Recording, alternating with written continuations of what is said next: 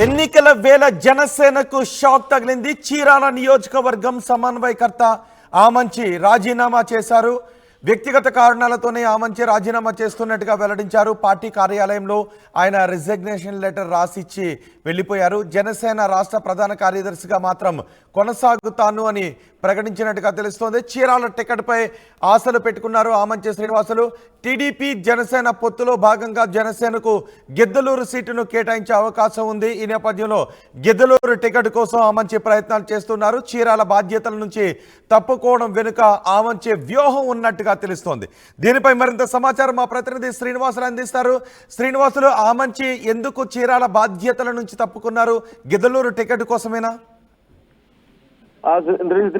ఇది మొత్తానికైతే ఇది రాజకీయ కోణంలో చూసుకోవచ్చు. ఇప్పటి వరకు కూడా చీరాల నియోజకవర్గం నుంచి పోటీలో ఉండిపోతున్నారు స్వాములు జనసేన పార్టీ నుంచి అని తెలిసినప్పటికీ కూడా ఇప్పటికే ఉమ్మడి ప్రకాశం జిల్లాలో 12 నియోజకవర్గాల్లో కేవలం 7 టీడీపీ జనసేన పొత్తుల్లో అయితే అభ్యర్థుల పేర్లు అయితే ఖరారు చేశారు. కానీ ఇంకా 5కి ఖరారు చేయాల్సింది. దాంట్లో గిద్దలూరు, దర్శి, చీరాల ఈ 3 స్థానాల్లో ఏదో ఒక స్థానంలో లేదా 2 స్థానాల నుంచి జనసేన పోటీలో ఉండవచ్చు అనుకున్నారు. కాకపోతే ఇటీవల కాలంలో వచ్చిన సమాచారం ప్రకారం టీడీపీ అభ్యర్థులు దర్శి నుంచి అదేవిధంగా చీరాల నుంచి బరిలో ఉండబోతున్నారు. దానికి తోడు ముఖ్యమైన కారణం ఆమంచి స్వాములు చెప్పిన విధంగా చూసుకున్నట్టయితే ఇప్పటి వరకు చీరాల సమన్వయకర్తగా ఉన్న తాను తన సోదరుడు ఆమంచి కృష్ణమోహన్ ఇటీవల కాలంలో వైఎస్ఆర్సీపీ పార్టీని వీడిచి చీరాల నుంచి స్వతంత్ర అభ్యర్థిగా బరిలో ఉండబోతున్నారని తెలిసిన సమాచారం. కాకపోతే అతను సోదరుడు చీరాల నుంచి స్వతంత్ర అభ్యర్థిగా ఉన్న నేపథ్యంలో ఇద్దరు ఒకటే కుటుంబం నుంచి పోటీలో ఉంటూ చీరాల ప్రజలు కూడా కొద్దిగా ఇబ్బందికర వాతావరణం కోణంలో కూడా చూడవచ్చు. ఎందుకంటే చీరాల నుంచి అయితే దాదాపు ఆమంచి స్వాములకు టికెట్ రానుదు అని ఖరారైన ఈ పరిస్థితుల్లో కూడా ఇప్పుడు అక్కడ నుంచి టీడీపీ అభ్యర్థికి బరిలో ఉంటే ఇతర స్థానం ఎక్కడ దర్శి నుంచి. కాకపోతే మొదటి నుంచి కూడా ఆమంచి స్వాములు గిద్దలూరు నియోజకవర్గం నుంచి కొద్దిగా ఇంట్రెస్ట్ చూపుతున్నారు. ఈ ఇంట్రెస్ట్ చూపుతున్న నేపథ్యంలో అధిష్టానం కూడా గిద్దలూరు నుంచి ఇస్తుంది అని చెప్పేసి కొంత ఆశాభావం వ్యక్తం చేస్తున్నారు. కాకపోతే ఇప్పుడున్న టీడీపీ జనసేన పొత్తులో భాగంగా అసలు ప్రకాశం జిల్లా నుంచి మొదట్లో జనసేనకి 2 అనుకున్నారు. కాకపోతే 2 వస్తాయా 1 వస్తాయా అసలు లేకపోతే ప్రకాశం జిల్లా నుంచి జనసేనకి అభ్యర్థులు లేరా లేదా సీట్ కేటాయించరా అని ఇదే కోణంలో అయితే ఆమంచి స్వాములు అయితే ఇప్పుడు ఈ రోజు శివరాత్రి పర్వదినాన్ని పురస్కరించుకుని అయితే అతను చీరాల సమన్వయకర్తగా రాజీనామా చేశారు. అదేవిధంగా పార్టీ కార్యదర్శిగా అయితే కొనసాగుతాను, పార్టీ సేవలు అయితే నేను ఉపయోగిస్తాను, నాకు గిద్దలూరు నుంచి అవకాశం ఇస్తే గిద్దలూరు నుంచి పోటీ ఉంటాను, లేని పక్షంలో పార్టీ ఏది చెప్తే అదే చేస్తానని చెప్పేసి అయితే కొంచెం తెలియజేస్తున్నారు. అయితే మొత్తానికైతే ఇది అన్నదమ్ముల మధ్య ఏమన్నారు? స్వాములు రాజీనామాతో అక్కడ జనసేన కేడర్లో ఎటువంటి చర్చ జరుగుతోంది? కొద్దిగా పట్టున్న ప్రాంతం చీరాల కావటం, ఆ చీరాల నుంచి ఆమంచి స్వాములు రాజీనామా చేస్తే ఇది దాదాపు టీడీపీకి ఖరారైంది.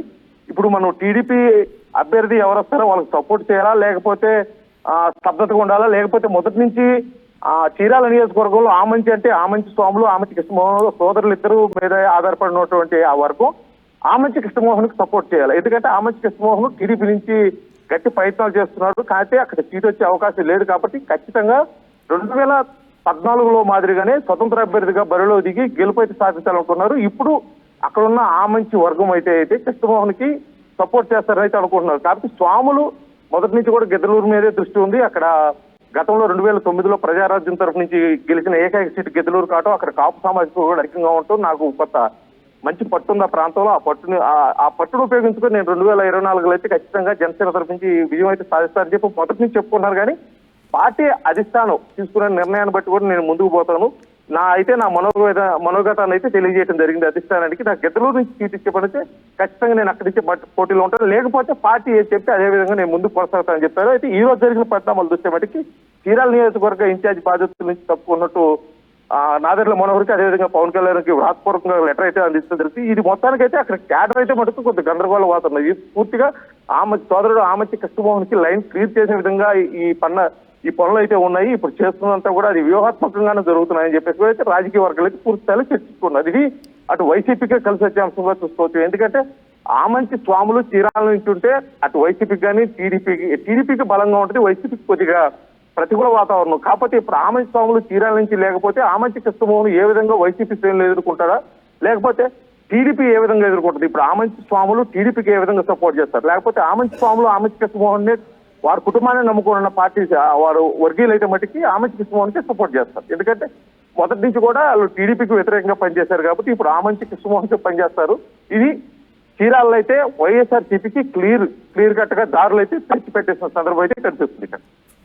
రైట్ శ్రీనివాస్, ఎన్నికల వేళ జనసేనకు షాక్ తగిలింది. చీరాల నియోజకవర్గం సమన్వయకర్త ఆమంచి స్వాములు పార్టీకి రాజీనామా చేశారు. వ్యక్తిగత కారణాలతోనే రాజీనామా చేస్తున్నట్టుగా వెల్లడించారు. పార్టీ కార్యాలయంలో ఆయన రాజీనామా లెటర్ను ఇచ్చారు ఆమంచి స్వాములు. జనసేన రాష్ట్ర ప్రధాన కార్యదర్శిగా మాత్రం కొనసాగుతాను అని ఆయన ప్రకటన చేశారు. చీరాల టికెట్పై ఆశలు పెట్టుకున్నారు ఆమంచి స్వాములు. అయితే టీడీపీ జనసేన పొత్తులో భాగంగా ఇప్పుడు జనసేనకు గిద్దలూరు సీటు దక్కే అవకాశం ఉంది. గిద్దలూరు టికెట్ కోసం ఆమంచి ప్రయత్నాలు చేస్తున్నారు.